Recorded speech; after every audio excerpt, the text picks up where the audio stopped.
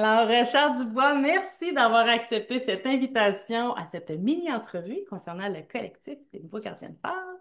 Ça me fait plaisir. Merci Oui. pour l'invitation. Moi aussi, ça me fait plaisir de te recevoir et c'est quand même un peu étrange pour moi, étant donné que tu es notre collaborateur, correcteur slash réviseur, donc au niveau de nos livres. Et j'avais envie de te parler aujourd'hui concernant le collectif parce que tu y as participé. Alors, ma première question serait, qu'est-ce qui a animé ton envie de participer à voyons, cette expérience-là? Ben, d'abord, moi, je vois pas mes journées passer tellement j'ai des choses à faire. Donc, là, ça m'a pas effleuré l'esprit d'y participer d'emblée. Je voyais passer les textes, je les corrigeais. Et puis, je trouvais ça intéressant. Je trouvais que la thématique était bonne. Ça fait réfléchir. On va creuser un peu en dedans. Mais j'y participe par la force des choses parce que je pense qu'il y a quelqu'un qui s'est désisté. Et puis, Jérémy m'a demandé si ça me tentait de collaborer. J'ai dit, ben, pourquoi pas? Ça faisait un petit bout de temps que je n'avais pas écrit. Mhm. Parce que, bon, pour mille raisons, entre autres, parce que je me donne beaucoup à faire énormément de révisions par les temps qui courent. Donc, je me suis dit, oui, ça va me retremper dedans. Et puis, si c'est pour dépanner, puis on le fait pour les deux. Je le fais, c'est sûr que je le fais pour moi mais aussi pour dépanner parce que j'apprécie toute l'équipe avec laquelle je collabore, là, vraiment. On a beaucoup de plaisir ensemble, puis je me suis dit, tiens, pourquoi pas, go, on y va. Puis dis-moi, Charles, tout ce processus d'écriture-là, parce que pour le bénéfice des gens qui nous regardent aujourd'hui, qui nous écoutent, ce collectif-là était pour rendre hommage à une personne qui nous est chère, Oui. qui a potentiellement et même certainement transformé notre vie. Euh, Mhm. Comment tu l'as vécu, l'écriture de ce texte-là? Est-ce que ça a changé quelque chose en toi? J'ai trouvé difficile, en fait, j'ai pas trouvé difficile l'identité de la personne. Donc, de trouver la personne à qui je rendrais hommage, mais c'était tellement grand, c'était tellement plus grand que moi, que la première question que je me suis posée, c'est serais-je à la hauteur de cette personne-là pour lui rendre vraiment hommage? Et puis, je voulais pas tomber non plus dans l'ornière de dire, bon, beaucoup vont choisir un des parents, le père ou la mère. Puis pour moi, c'était évident que c'était ma mère. Mais avant de tomber là-dedans, il fallait absolument que je trouve les bons arguments. Il fallait que je lui rende hommage d'une façon différente, mais qu'il soit aussi à la hauteur. Qu'est-ce que ça a changé, dans le fond? C'est que ça m'a permis une rétroaction. Ça m'a permis de revenir dans le temps puis de voir à quel point il y avait tellement d'éléments dont je pouvais parler. Il fallait que je fasse un tri en 3 000 mots. D'abord, c'est un exercice en soi parce qu'il faut être bref, il faut être concis, il faut être éloquent dans le peu de mots qu'on utilise. Donc, j'ai dû faire un retour dans le temps pour sélectionner les meilleurs moments, les moments les plus marquants, les faits saillants pour dire, ben, ça vaut vraiment la peine ça de le citer, puis d'en faire aussi un récit qui suit pour, à la toute fin, boucler avec une conclusion qui ramène le fil du récit, du premier chapitre au dernier.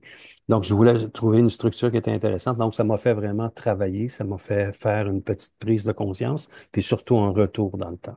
Oui, oui, tout à fait. Puis je te dirais que beaucoup de nos auteurs qui ont fait le même exercice que nous, justement, ça les a ramenés, en fait, dans le passé. Donc, pour plusieurs, ça a été évidemment source de joie, de très beaux souvenirs.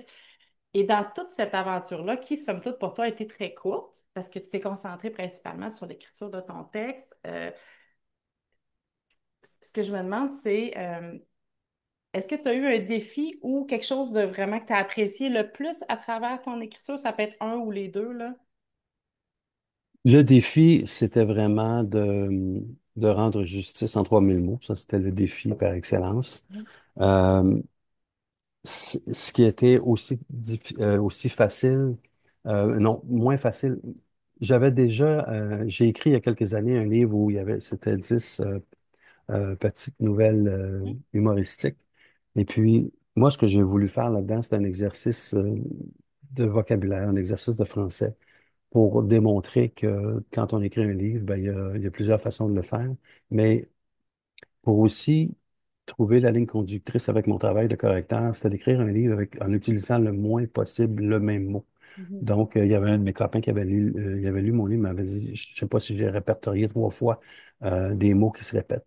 Et je voulais faire la même chose avec le 3 000 mots, mais surtout essayer baisser d'un niveau le vocabulaire pour qu'il soit accessible à tout le monde. Moi, je suis un gars qui capote sur les mots.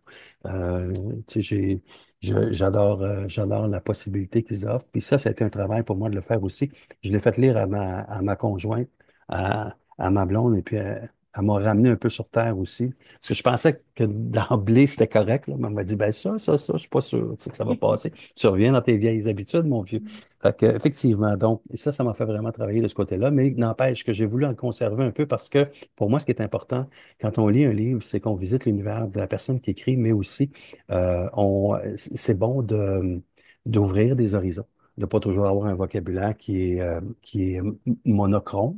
On va multiplier les couleurs, puis c'est comme une espèce de manège. On entraîne les gens dans différentes émotions et ça passe beaucoup par les mots. Donc ça m'a fait travailler ça aussi. Tout à fait. Et à travers cette aventure, somme toute très courte, est-ce que toi, en posture d'auteur, en posture d'écrivain, tu recommanderais aux gens de vivre l'expérience du collectif des Voix Gardiens de Phare, par exemple, pour l'édition 2026? Absolument, parce que, bon, la première question qu'on pourrait se poser, c'est est-ce que moi, je peux me permettre d'écrire? Est-ce que j'ai... il n'y a pas de niveau de qualité. L'important, je pense que c'est l'honnêteté, la sincérité du récit par rapport à ce qu'on a vécu. Puis parce qu'on sait qu'on est accompagné de toute façon. Alors, puis à un certain moment donné, ben, à un certain moment, il y a des gens qui vont prendre la relève, puis qui vont nous assister dans le cheminement, puis qui vont pas nous imposer des choses. Ils vont nous proposer des choses, puis on prendra une autre avenue à ce moment-là. Je le conseille fortement parce que c'est accessible à tous.